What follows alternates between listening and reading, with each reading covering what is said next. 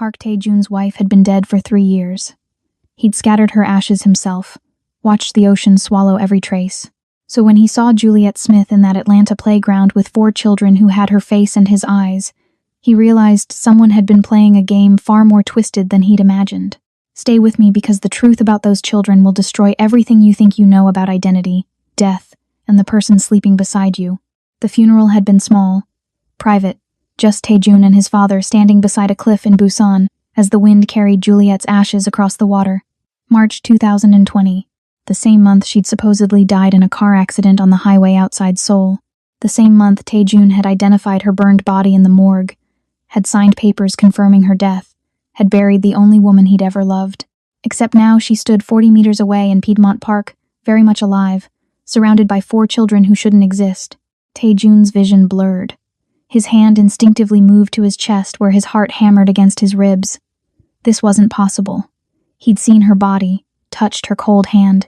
The dental records had matched. The DNA test his father insisted on had confirmed it. Juliet Park, née Smith, had died at 29 years old. He'd mourned for 3 years. So, who was this woman?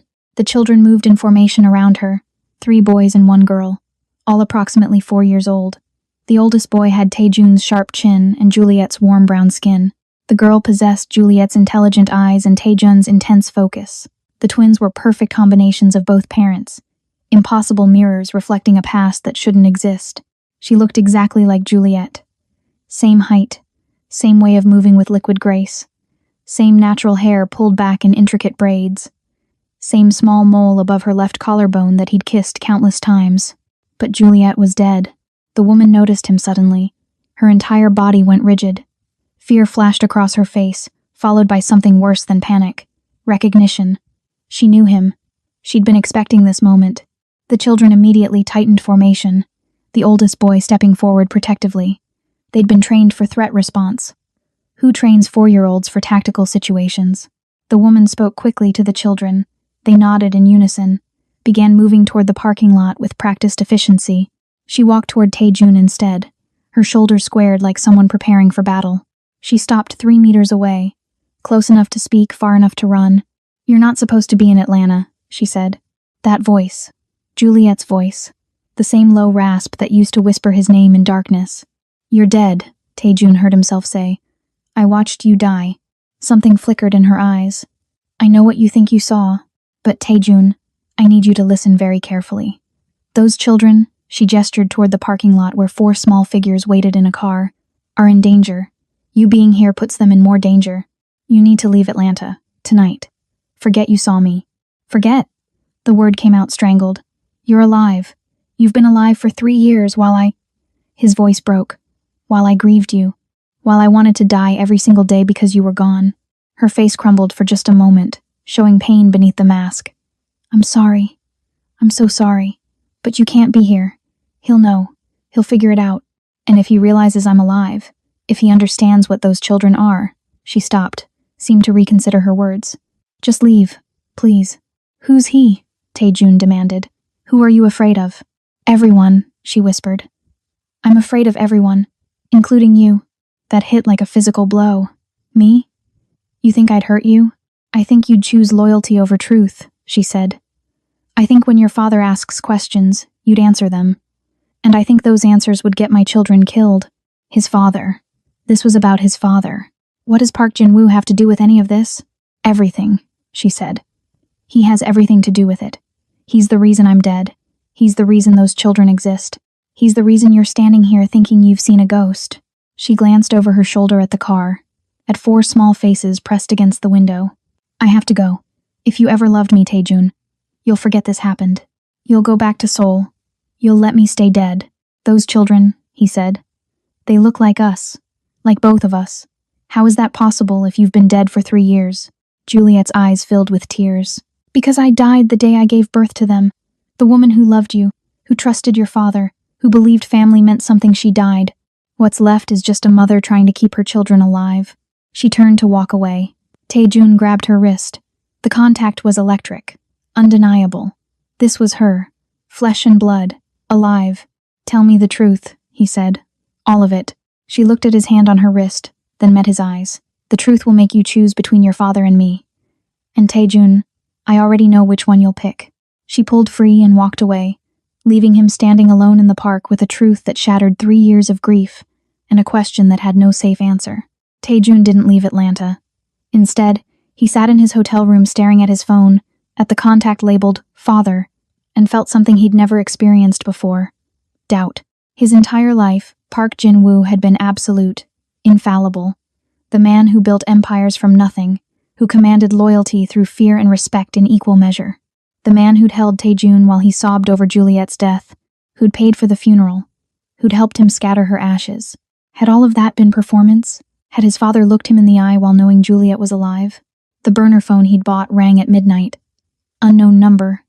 He answered without speaking. You're still in Atlanta. Juliet's voice. How did you know? Because you're your father's son. Obedience or investigation, no middle ground. You chose investigation. She sighed. Fine. Tomorrow, 10 a.m., Centennial Olympic Park. Come alone. If I see anyone following you, if I sense surveillance, I disappear and you never find us again. The line went dead. Taejun arrived at 9:30, checked the perimeter, identified exits, old habits. By 9:45, he'd spotted her security, a tall black man in casual clothes, positioned near the fountain, a woman with a stroller that didn't hold a baby. Both professionals. Juliet appeared at exactly 10 a.m., without the children. She wore sunglasses and a Braves cap, anonymous in the morning crowd. They walked along the path in silence for several minutes. Finally, she spoke. The woman who died in that car accident was real. Her name was Kim Soo-jin, plastic surgery patient. Your father's organization arranged her procedures over 2 years, made her look exactly like me. Same height, same build, same dental structure. They used her body as mine. Taejun's stomach turned. Why? Because 3 years ago, I discovered something about your father's organization. Something that could destroy him. He decided the easiest solution was making me disappear, but he needed you to believe I was dead, needed you to stop looking for me. So he created a body. She stopped walking, turned to face him. The car accident was staged. Soo-jin was already dead when they burned the vehicle. Your father made you identify her as me, made you bury her, made you mourn. That's impossible. I saw her. I knew her body, Juliet. I knew you. You saw what grief expected to see. A burned corpse. Dental records that matched because he'd had Soo-jin's teeth altered. DNA that matched because she stopped, seemed to wrestle with whether to continue. Because what? Because he had samples of my DNA from the fertility clinic we'd used. He planted them. Made you believe the science confirmed what your eyes saw. Taejun leaned against a wall, feeling his worldview collapse. The children, how? Fertility treatments worked. I was 8 weeks pregnant when I discovered what your father was planning. I ran. Went underground with help from people he doesn't control. Gave birth in a clinic off-grid. Raised them in hiding. She removed her sunglasses. Let him see her eyes. They're ours, Taejun. Naturally conceived. Naturally born. The only real thing in this nightmare of manipulation. Why not contact me? Tell me you were alive? Because you'd tell him. Her voice was flat. Maybe not intentionally. Maybe you'd think you could protect us. But you'd tell him. And he'd take them. Use them. Turn our children into weapons or leverage or pawns in whatever game he's playing. I wouldn't. You already did, she interrupted. 3 years ago, when I tried to warn you about his plans, when I showed you evidence of what he was building, you went to him with questions. You chose loyalty. So I chose survival. The accusation hung between them like smoke. I was trying to understand, Taejun said, trying to believe my father wasn't a monster? But he is, and you've spent your whole life knowing it and pretending otherwise. She put her sunglasses back on. The children are safe as long as he thinks I'm dead. The moment he knows I'm alive, they become targets. So tell me, Taejun, what are you going to do? Call your father? Or choose us? He looked at this woman who'd died and been resurrected, who'd carried his children while running from his family, who was asking him to betray the only father he'd ever known. I choose you, he said. I choose them. But I need proof. I need to see evidence of what he did before I can burn that bridge forever. Juliet studied him for a long moment, then nodded. Then follow me. But Taejun, once you see the truth, you can't unsee it. And what comes next will require you to become someone your father never trained you to be. What's that? A good man. The storage unit sat in a nondescript facility in Marietta. Juliet entered a code, pulled up the door, revealed years of documentation. File boxes stacked floor to ceiling, hard drives, photographs, bank records. Evidence of an investigation that had consumed her life. "I've been building a case for 3 years," she said, pulling out files. "Everything your father did, who he killed, how he manufactured my death, the extent of his organization. I have testimony from Sujin's family, medical records showing her surgeries, financial trails proving payment. I have everything." Taejun opened a box. Inside, photographs of him, at the morgue, at the funeral, at his apartment in Seoul, staring at walls, drowning in grief. Someone had documented his suffering. "Who took these?" "I did," she whispered. "I needed to see you were grieving. Needed proof you believed I was dead. If you'd shown doubt, if you'd kept searching, your father would have known the deception hadn't worked. Your grief was my alibi." He looked at photo after photo of his own destruction. Saw himself becoming hollow, becoming someone who existed but didn't live. "You watched me fall apart. Every day. Every single day I wanted to tell you. But the children..." Her voice broke. "I had 4 babies who needed to survive more than you needed closure." It was logical, brutal, absolutely correct. And it made him hate his father with a clarity he'd never experienced. "Show me how he did it." She pulled out a medical file. Sujin's transformation documented in photographs. A woman who'd started with different features, underwent procedures, became Juliet's twin. The timeline showed 2 years of careful alteration. His father had been planning this for years. He approached her family when she was dying of cancer. Offered to pay all medical bills, provide for her children, if she'd donate her body to a medical research project. They agreed. She died 3 weeks before the accident. He kept her body preserved, then used it when he decided I needed to disappear. "Why did he want you dead? What did you discover?" Juliet pulled out another file. This one made Taejun's blood freeze. Human trafficking. His father's organization wasn't just running guns and money. They were moving people, children specifically. Orphanages in Korea connected to adoption agencies in America. Legal paperwork hiding illegal sales. "He's been selling children for 15 years, Juliet said. Tens of millions in profit. I discovered it accidentally while researching international adoption for an article. Found patterns. Tracked money. Realized some of those transactions flowed through your father's businesses." She handed him a list. Names, ages, last known locations. These children disappeared into the system. Legal adoptions that weren't legal. I tried to expose it. Your father found out. Decided I was a problem that needed permanent solving. Taejun read name after name, some as young as 3 years old. His father had commodified children while preaching about family legacy. "Why haven't you gone to authorities?" "Because they're in his pocket. Judges, police, immigration officials. I'd need federal involvement, maybe international, and I'd need to prove I'm alive first, which means explaining why I let everyone believe I was dead, which means admitting I abandoned a husband, faked my death, went into hiding. They'd investigate me before they investigated him." She was trapped in her own survival strategy. "What's your plan?" "Stay hidden, raise my children, keep documenting. Hope eventually someone with power and integrity appears who can take down an organization this big." She looked at him. "That person isn't you, Taejun. You're brilliant, loyal, trained in every aspect of his operation. But you're also his son. You can't be the one who destroys him." "Why not?" "Because even now, even seeing this evidence, part of you wants to find a way he's not the monster this proves he is. Part of you wants me to be wrong. That part will hesitate when action is required. That hesitation will get us killed." She was right. Even now, staring at proof of atrocities, Taejun's mind searched for explanations. Maybe his father didn't know. Maybe subordinates acted without approval. Maybe... "Stop," Juliet said, watching his face. "Stop trying to save him. He manufactured my death. He trafficked children. He made you grieve a staged tragedy while I hid pregnant and terrified. There's no version of this where he's redeemable." Taejun set down the files, looked at this woman who'd become a ghost to protect their children.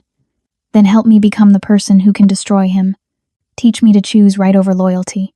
Because I'm tired of being his son, I want to be their father instead." Meeting the children was like staring into a mirror that reflected both past and future. Taemin, the oldest by 7 minutes, had his intensity and Juliet's strategic mind. Kojo possessed his father's silence and observation skills. Jin showed Juliet's warmth combined with Taejun's precision. And Zola, the only girl, had somehow inherited the most dangerous traits from both parents, absolute focus wrapped in disarming charm. They sat in Juliet's safe house in Decatur, studying him with identical expressions of careful assessment. 4-year-olds who'd been raised in hiding, trained in security protocols, taught to trust no one. "You're our father," Taemin said. Not a question, a statement requiring confirmation. "Yes. Mom said you were dangerous, that loving you would put us at risk." The child's voice carried no judgment, just curiosity. She was right. "But you're here anyway." "Yes." "Why?" It was the question Taejun had been asking himself since that moment in the park. "Because 3 years ago I lost everything. Now I've found out I never lost it, just believed a lie. I'm here because I'm tired of believing lies." Zola spoke next. "Grandfather made Mom dead. He's bad." The simplicity of children cutting through complexity. "Yes, he did something very bad. Will you make him stop?" Her grammar was still developing, but her intent was clear. Would he stop his father? That question required an answer that would define everything going forward. Taejun looked at Juliet, saw her watching him, waiting to see if he'd commit or hedge. "Yes," he said. "I'm going to stop him." "How?" This from Kojo, the quiet observer. "I'm going to take everything your mother has gathered, all the evidence. I'm going to add what I know about his organization. Then I'm going to find someone who can't be bought or threatened, someone with the power to dismantle what he's built, and I'm going to hand over my father." "Then he'll hurt you," Jin said, his small face serious. "Men who get hurt strike back. Grandfather will want to hurt you for betraying him." "Probably," Taejun agreed. "Then you need protection," Taemin said. "You need what we have. Training, plans, safe houses. You need to become like Mom." Juliet had been silent, but now she spoke. "You're suggesting we trust him, bring him into our network, make him part of our survival strategy." "He's our father," Taemin said simply. "We protect family." The irony wasn't lost on Taejun. These children, raised to fear his father's organization, were offering him sanctuary in their mother's shadow world. "I accept," he said. "Teach me how to survive him." The next 3 weeks were intensive training in survival. Juliet showed him her network safe houses across 3 states, contacts in law enforcement who owed her favors, journalists who'd been investigating similar cases. Marcus, her head of security, taught him counter-surveillance techniques. The children, despite their age, contributed their own observations about maintaining secrecy, but it was the nights that changed Taejun fundamentally. Sitting in Juliet's kitchen while she documented evidence, watching her build cases with the precision of the attorney she'd been, seeing her transform from the woman he'd mourned into someone harder, sharper, more dangerous than he'd imagined possible. "You became what you needed to become," he said one night. "I became what he forced me to become," she corrected. "There's a difference. You choose strength. I chose survival. They look similar but feel different." "I'm sorry," he said, "for all of it. For not believing you 3 years ago. For choosing loyalty to him over trust in you. For making you do this alone. You didn't make me do anything. Your father did. And saying sorry doesn't change 3 years of single parenthood while hiding from a man who wants me dead." Her voice was hard. "But it's a start. What would make this right? What would actually matter?" She looked at him across the table. This woman who died and been resurrected by necessity. Destroy him. Completely. Publicly. Make him answer for every crime. Show our children that power doesn't protect predators forever. Do that, and we'll talk about forgiveness. And us? The question had been hanging unspoken since the park. What happens to us? "That depends," she said. "Can you love a woman who spent 3 years letting you believe she was dead? Can you love someone who chose children over your grief? Can you love what I became?" He reached across the table, took her hand. She flinched but didn't pull away. "I loved who you were. I can learn to love who you are. If you'll let me." The call came at 3 a.m. Taejun's father, voice carrying concern and something else underneath. "Son, we need to talk. It's urgent." "About what?" "About Juliet. About questions you've been asking. About why you're still in Atlanta." Ice flooded Taejun's veins. "I don't know what you mean. Don't insult me. I've had eyes on you since you landed. I know you've been investigating. I know you've been meeting someone. I know," a pause, heavy with implication, "that you've been visiting places a grieving widower shouldn't know about. They were compromised. Somehow, despite all precautions, his father had tracked him. We should meet." Park Jin-woo continued. "Face to face. Clear the air. I'll come to Atlanta, tomorrow. Just us." It was a trap. Obviously. His father never traveled without security, never exposed himself unnecessarily. This was a power play, showing Tae-jun he knew everything and was still offering a conversation. Juliet was listening on speakerphone, her face pale. She wrote on a notepad, "Say yes, we can prepare." "Okay," Tae-jun said. "Tomorrow. Where?" "That hotel you're staying at. Noon. Come alone. I'll do the same." Another lie. His father would bring an army. Tae-jun hung up and immediately started planning with Juliet and Marcus. They had 18 hours to prepare for a confrontation with one of Korea's most dangerous men. "He'll have surveillance in the hotel," Marcus said. "Probably already does. He'll know the layout, have exits covered, have backup positioned. He's giving us home field advantage as an illusion while maintaining actual control." "Then we change the field," Juliet said. "We don't meet at the hotel. We meet somewhere we control. Somewhere public enough that he can't make us disappear, but private enough for honest conversation." "He won't agree to change locations," Tae-jun said. "Then we don't give him a choice. We ambush his ambush." She smiled, and it wasn't pleasant. "Your father thinks he's playing chess. Let's show him we're playing something more dangerous." The Georgia Aquarium at opening time. Tourists and school groups providing cover. Security cameras everywhere, making violence risky. Multiple exits, but enough structure to control movement. They arrived early, positioned Marcus and his team. Juliet stayed hidden with the children in a nearby safe house, ready to disappear if things went wrong. At noon exactly, Park Jin-woo entered alone. Actually alone, which surprised Tae-jun until he realized his father had probably positioned people outside. He looked older than 3 years should have made him. Grayer. More tired. "You changed locations," he said in Korean. "Clever. I learned from the best," Tae-jun replied. "Tell me about Juliet." His father's expression didn't change. "She died 3 years ago. You were there. You buried her. I buried Kim Soo-jin, a woman you surgically altered to look like my wife, a woman whose body you used to stage Juliet's death." Still no reaction. Park Jin-woo was a master at controlling his face. "Why would I do something so elaborate?" "Because Juliet discovered your child trafficking operation. Because she was going to expose you. Because murdering her outright would create questions, but making her die accidentally solved everything." Finally, a flicker. Not guilt, irritation. "You've been talking to someone. Someone feeding you creative fiction. I've seen the evidence, medical records, financial transactions, testimony from Soo-jin's family. I know what you did." Park Jin-woo sighed, looked around at families enjoying the aquarium, at children pressing hands against glass watching fish. "Those children," he said quietly, "needed families. We provided families. Yes, we profited. But we also created thousands of happy homes. Is that trafficking or facilitation? You sold babies to the highest bidder. Some of those children disappeared. Some adoptions fail. Some families are better at hiding than others. That's not my responsibility." The casual cruelty was stunning. "You commodified children. I created opportunities. For childless couples. For orphans who'd otherwise rot in institutions. For families across 2 continents. I built bridges." He stepped closer. "And your wife threatened to destroy those bridges because she had a naive view of how the world works. So yes, I eliminated the problem. I'd do it again." "She's alive," Tae-jun said. His father's face transformed. The mask shattered. What emerged was something predatory and coldly furious. "Impossible. I saw the body.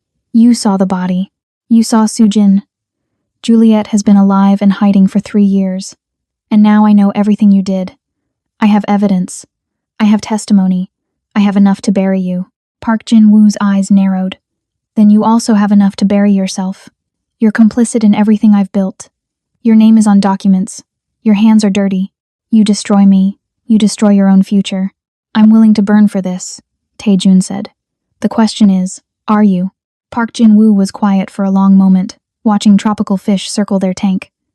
When he spoke, his voice carried a weariness Tae-jun had never heard. "You think this is about control, about power, about me being a monster who can't admit fault." He turned. "But what if it's about protection? What if everything I did was protecting you from something worse? There's nothing worse than child trafficking. There's torture. There's death. There's watching your son torn apart by rivals who smell weakness."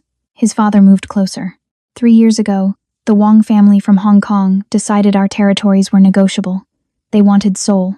They wanted my operations. They made it clear that to get them, They'd go through my family. Through you. Taejun felt the ground shift. You never mentioned this. Because I handled it. Quietly. Brutally. I protected you by eliminating threats before they materialized. But Juliet. He paused. Juliet made herself a target by investigating.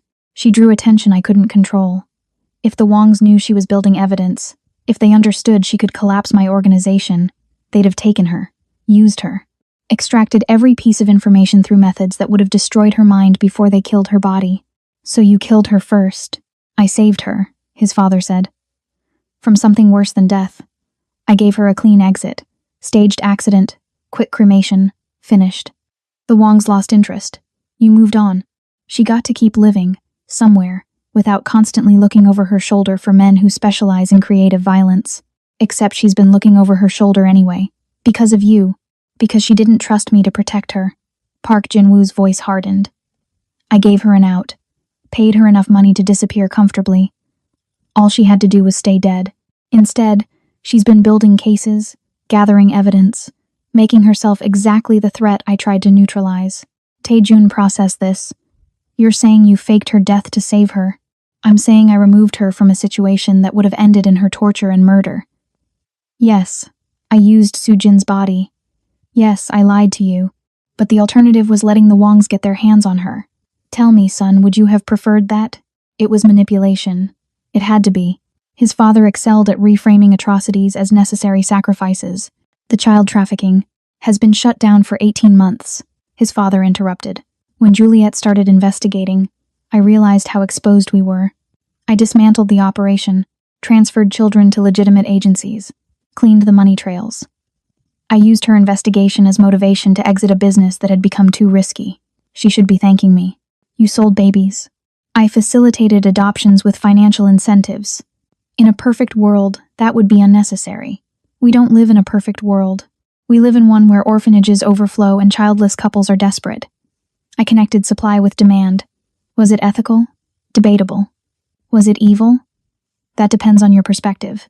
Taejun wanted to punch him, wanted to drag him to authorities, wanted to make him stop twisting reality into shapes that somehow justified horror. But he also recognized something in his father's logic. The cold calculus of someone who'd spent decades making impossible choices in impossible situations. Where's the line? Taejun asked. Where do you draw the line between necessary evil and just evil? I draw it at family, his father said. Everything I've done, every compromise, every crime, every body has been to protect this family, to protect you, to build something you could inherit without the blood I waded through to create it. Juliet threatened that. So I removed her from the equation. Not because I'm a monster. Because I'm a father who refuses to let his son pay for my choices. It was the most honest thing Park Jin-woo had ever said. It was also the most damning. Because it revealed a man who'd convinced himself that love justified atrocity. That protection required preemptive violence. That family was worth any cost, paid by anyone unlucky enough to be outside its circle. I have children now, Taejun said, 4 of them. And I need to decide what kind of father I'm going to be. Someone who justifies horror for their sake? Or someone who shows them there are lines we don't cross, even when crossing would be easier. His father smiled sadly. Then you've already decided. You're going to destroy me, because you think being good matters more than being effective. Because Juliet taught you to value morality over survival. Fine, do what you need to do. But understand the moment you move against me, you put a target on those children. My enemies will see your betrayal as weakness. They'll exploit it. And you'll learn what I already know. That being good is a luxury we can't afford. Taejun left the aquarium with his father's words echoing in his mind. Back at the safe house, Juliet waited with the children. He told them everything, his father's justifications, the claims about the Wong family, the assertion that shutting down trafficking was somehow proof of reformation. Juliet listened with her jaw clenched. He's lying. The Wong family approached us 3 years ago, yes, but I handled that situation diplomatically through my firm. There was never a kidnapping threat. He's creating a narrative that makes him the hero of his own story. You're certain? I have the correspondence, the contracts, the resolution. The Wongs wanted shipping access, not Seoul. Your father gave them routes through Busan in exchange for staying out of his primary territories. It was business, not warfare. She pulled out files. He's reframing everything to make you doubt your judgment. It's what he does. Taemin had been quiet, but now he spoke. If grandfather is lying about protecting mom, what else is he lying about? Everything, Juliet said. That's what makes him dangerous. He mixes truth with fiction until you can't tell the difference. He admitted trafficking children, then immediately reframed it as helping orphans. He confessed to staging my death, then claimed it was for my protection. He's asking you to focus on his intentions rather than his actions. What do we do? Taejun asked. We can't destroy him if he's positioned himself as my protector. Any move I make looks like betrayal of someone trying to help. We expose everything simultaneously, Juliet said. Not just trafficking, not just my faked death. Everything. His entire organization. Every crime, every connection, every person he's hurt. We create such a complete picture that his individual justifications become irrelevant against the totality. Marcus had been researching. I've found someone. FBI agent Allison Parker. She's been investigating international adoption fraud for 5 years. She's clean, competent, and crucially she's protected. High enough profile that eliminating her would create more problems than it solves.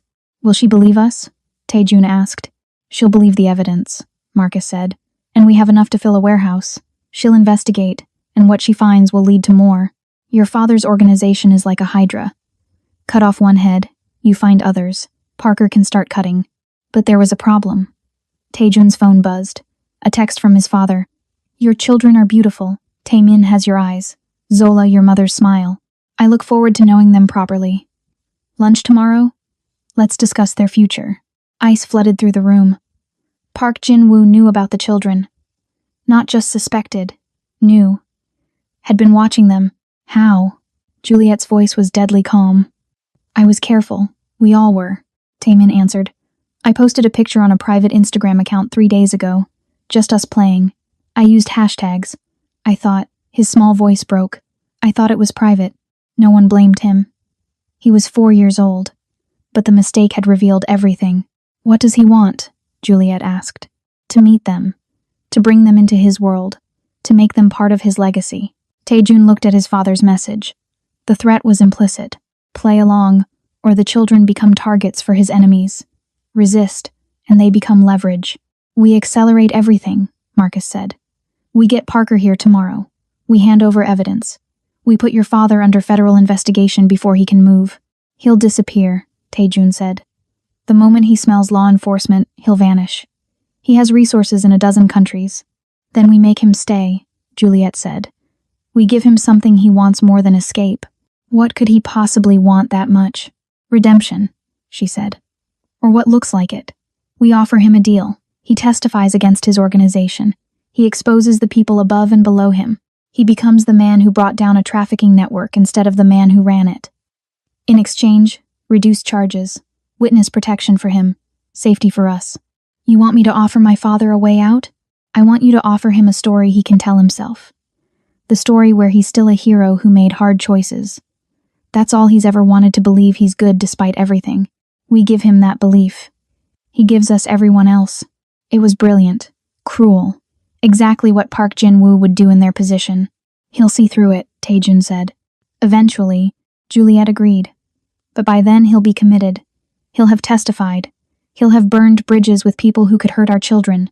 He'll be neutralized. And if he doesn't take the deal, then we destroy him the hard way, she said, and deal with whatever consequences come. But we offer the choice first. Because that's what separates us from him. We believe people can choose better. Taejun looked at his 4 children, at these small humans who'd been dragged into a war they didn't choose. I'll call him, set up a meeting, but not lunch, not with the children, just us. Final conversation. Tell him I'll be there too, Juliet said. Dead women have perspectives, living women don't. The meeting happened in a private room at a Korean restaurant his father owned. Neutral territory that wasn't neutral at all. But they came anyway. Taejun, Juliet, and Marcus positioned outside as security and witness. Park Jin-woo's face when Juliet walked in was worth documenting. Shock, then calculation, then something approaching admiration. You're remarkably resourceful, he said in English. 3 years dead, yet here you are. Explains why the body kept decomposing incorrectly. You knew? Taejun asked. I suspected. Sujin's family received payments longer than they should have. Someone was maintaining their silence about something. I assumed you'd figured it out and were protecting her. I didn't realize she'd been hiding from both of us. He gestured to chairs. Please, sit. We should talk honestly for once. They sat. Juliet placed a folder on the table between them. This is everything. Every crime. Every connection.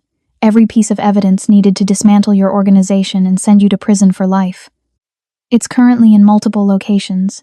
If anything happens to us, it gets released. Mutually assured destruction, Park Jin-woo said. Classic, but also pointless. You think I haven't prepared for this? You think 3 years was enough to make me vulnerable? I've been covering tracks since before you were born, girl. Your evidence is impressive but insufficient. Then why are you here? Taejun asked. Why not just eliminate us? Because you're my son. Because those children are my grandchildren. Because despite everything, I'd prefer not to go to war with my own family. Also, he smiled, because Agent Parker has been sitting outside this restaurant for 20 minutes. Very obvious surveillance. You brought federal law enforcement to a personal meeting. Either you're stupid, or you're trying to force a specific outcome. I'm betting on the latter. Juliet didn't flinch. We're offering you a deal. Full testimony against your organization. You provide names, evidence, access to offshore accounts. You help dismantle the network. In exchange, reduced charges. Witness protection. A chance to be the man who brought down trafficking instead of the man who facilitated it. And if I refuse, then we give everything to Parker tonight. You spend whatever time you have left fighting extradition and indictments.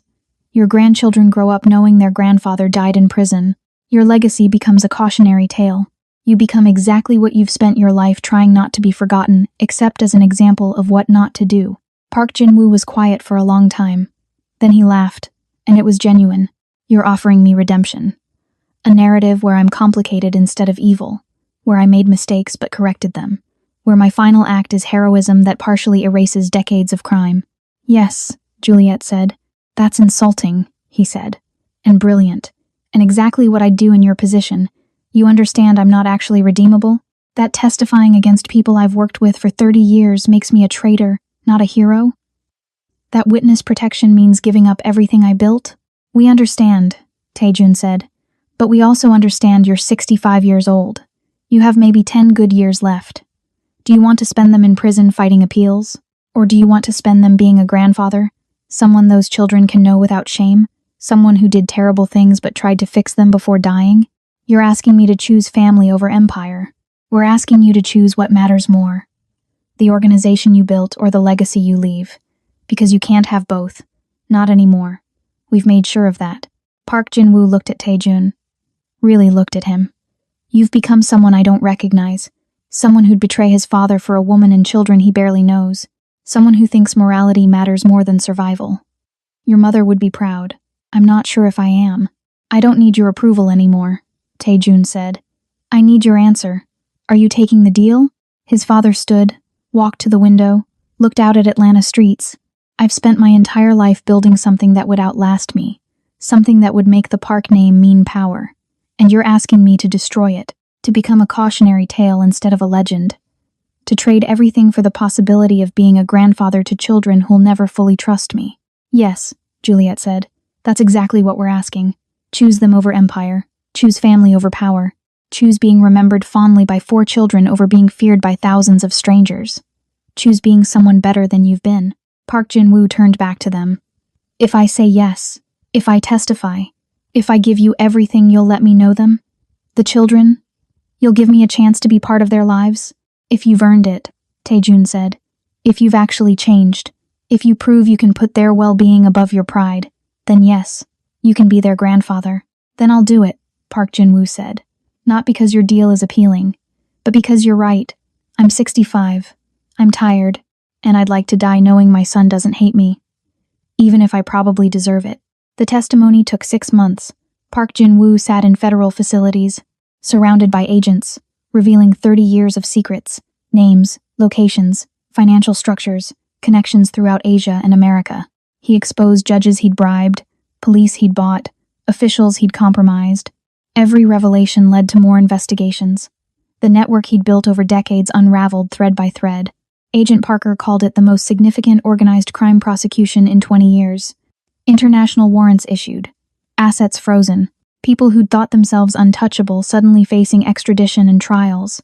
And at the center, Park Jin-woo, the man who'd decided betraying everyone was worth the possibility of redemption. But Tae-jun watched his father carefully during those months, looked for signs of genuine change versus performance. What he saw was complicated. His father testified with clinical precision, no emotion, no apparent regret. He provided information the way someone might catalog belongings. This person committed these crimes. That organization moved this money. These children were trafficked through these channels. No hand-wringing, no apologies. Just facts delivered by someone who decided cooperation was strategically optimal. He's not sorry, Tae-jun told Juliet one night. He's compliant. There's a difference. Maybe sorrow comes later, she said. Or maybe he's incapable of it. But he's still doing what we asked. He's still destroying his life's work. That matters even if his motivations are selfish. Does it? If he's only cooperating because we forced him, if he'd go back to trafficking tomorrow given the chance, what have we actually accomplished? We've stopped him, Juliet said. That's enough. We don't need him to be redeemed. We just need him to be neutralized. Everything else is bonus. The children met their grandfather in a supervised facility 3 months into his testimony. He looked smaller somehow, diminished by cooperation and consequences, but his face when he saw them lit up with something that seemed genuine. You're more beautiful than photographs suggested, he said in careful English. Your father tells me you're brilliant. Show me. Taemin pulled out a tablet, showed him a game he'd programmed. Zola discussed a book she was writing about families and secrets. The twins demonstrated a complicated handshake they'd invented, and Park Jin-woo watched with something approaching wonder. They're perfect, he said to Tae-jun afterward. Completely perfect. You and Juliet made something better than either of you. Don't take credit, Tae-jun said. You nearly destroyed them before they were born. Juliet kept them safe despite you, not because of you. I know, his father said quietly, and I'm trying to make sure they stay safe going forward. Everyone I'm testifying against, they're people who'd use children as weapons. I'm eliminating threats before they can materialize. That's my contribution. Negative parenting maybe, but still parenting. It was the closest to self-awareness Tae-jun had ever heard from him. Are you sorry? For any of it? For trafficking children? For destroying Juliet's life? For making me grieve someone who was alive? Park Jin-woo thought for a long time. I'm sorry I got caught. I'm sorry my methods were exposed. I'm sorry you're disappointed in me. But am I sorry for the actions themselves? I don't know. I did what I thought necessary at the time. Necessity doesn't leave room for regret. It was honest, at least, brutally, painfully honest. Then you haven't changed, Tae-jun said. You've just been defanged. Perhaps. Or perhaps change is impossible for people like me. Perhaps all we can do is stop causing harm and hope that's enough. His father looked through the glass at the children playing. I'll never be what you want me to be. I'll never be someone they can admire without reservation. But I can be someone who stopped. Someone who chose differently at the end. Is that worth anything? I don't know, Tae-jun said honestly. Ask me in 10 years. The trials concluded 18 months after that first confrontation in the aquarium. Park Jin-woo received a reduced sentence 15 years with possibility of parole after 8. He'd be 80 years old when released. Old enough that whatever damage he could do would be limited. He was transferred to a federal facility in minimum security, allowed visits, allowed communication, allowed to be a grandfather from behind glass and monitored phone lines. Juliet and Tae-jun had married quietly during the trials. No ceremony, just paperwork making official what had never really ended. They bought a house in Virginia, far from Seoul and Atlanta both, started over in a place where their names meant nothing, and their past was private. The children thrived. Taemin showed interest in law. Zola studied computer science. The twins discovered music. They grew up knowing their grandfather was in prison, knowing what he'd done, knowing the complicated truth about their family's origins. And somehow, they processed it with more wisdom than their parents. Grandfather made bad choices, Taemin said once. But he's our grandfather anyway. We can love someone and know they're wrong. We can visit him and still think he deserved prison. People are complicated. Out of the mouths of 8-year-olds. 10 years after Park Jin-woo's imprisonment, Tae-jun stood in a prison visiting room waiting for his father's final visit. Cancer had come quickly, aggressively. The old man had maybe weeks left. They'd transferred him to hospice care within the facility. This would be goodbye. Park Jin-woo shuffled in, thinner, grayer, diminished by time and disease.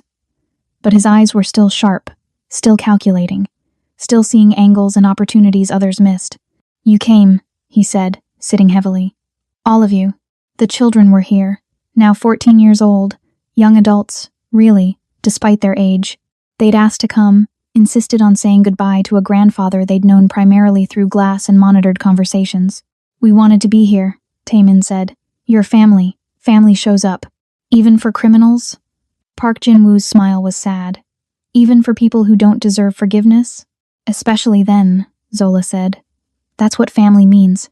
Showing up even when it's hard, even when the person doesn't deserve it. That's the whole point. They talked for an hour. Park Jin-woo told stories about Taejun's mother, about growing up in poverty in Korea, about building something from nothing through determination and crime. He told them about choices, about how easily good intentions become justifications for horror. I told myself I was building a legacy, he said.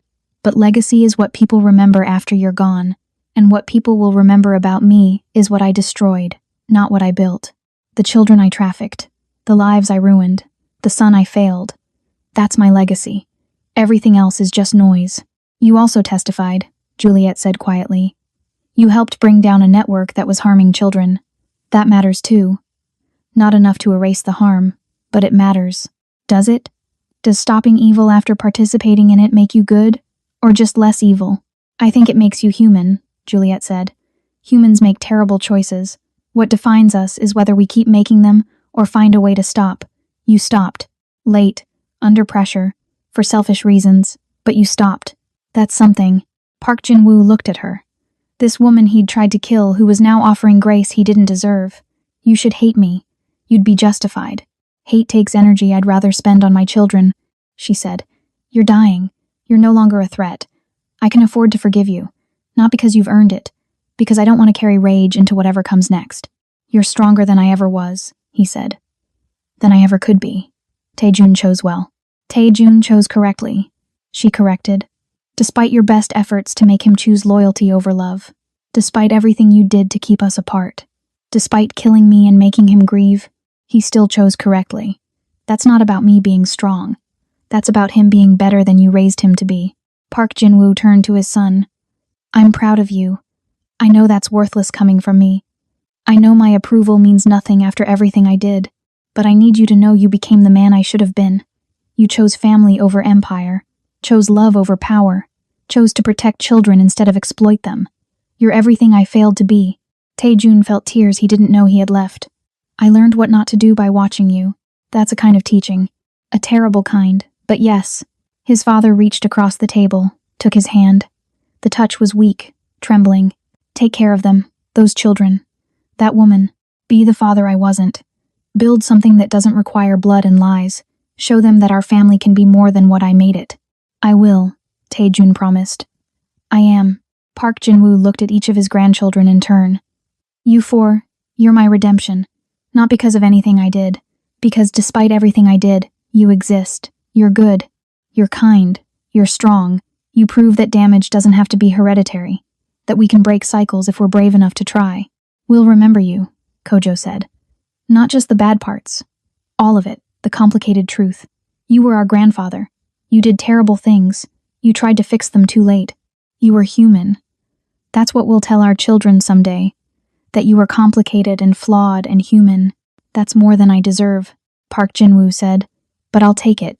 Thank you, for coming. For giving me this. For letting me die knowing someone will remember me as more than just a monster. He died 3 days later. They held a small funeral. Just family. No one else came. No one else cared. His empire had crumbled. His associates had scattered. His legacy was a series of criminal cases and cautionary tales. But 4 children remembered a grandfather who taught them about consequences, about how choices compound over time, about how redemption is complicated, and forgiveness isn't earned but sometimes given anyway. And that, perhaps, was enough. Some people teach us how to live. Others teach us how not to. Both lessons have value. Both shape who we become. The question isn't whether we come from damage we all do. The question is whether we choose to pass that damage forward, or break the cycle and build something better.